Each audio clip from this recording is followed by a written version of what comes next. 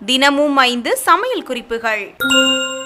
மசாலா குருமாக்கள்லாம் செய்யும்போது காரம் கொஞ்சம் கூடுதலாயிட்டு அப்படின்னா கொஞ்சமா தயிர் சேர்த்துக்கோங்க. அப்படி இல்லாட்டி தேங்காய் பாலை கூட சேர்க்கலாம். பன்னீர் பிடிக்கும், ஆனா கொழுப்பு சத்து அதிகமாயிடக்கூடாது அப்படின்னு நினைக்கிறவங்க பன்னீரை பொரிக்காம அப்படியே சமையல்ல சேர்த்துக்கலாம்.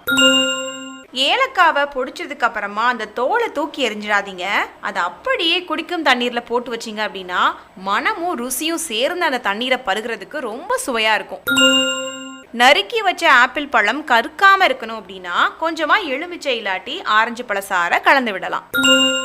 பொதுவாக நம்ம வீடுகளில் ரவா கேசரி செய்வோம் இல்லையா, அது கூட கொஞ்சமா ஆப்பிள், பைனாப்பிள், திராட்சை, மாம்பழம் இதெல்லாம் சின்ன சின்னதாக கட் பண்ணிட்டு இறக்குறதுக்கு முன்னாடி அதுல கலந்து இறக்குங்க. வித்தியாசமான பழ கேசரியா இது இருக்கும். ஃப்ரெண்ட்ஸ், இதே போல சமையல் குறிப்புகள் இன்னும் விவரமா தெரிஞ்சுக்கணும் அப்படின்னா மறக்காம நம்ம சேனலை சப்ஸ்கிரைப் பண்ணிக்கோங்க. அப்படியே பக்கத்துல கூடிய பெல் ஐகானையும் கிளிக் பண்ணி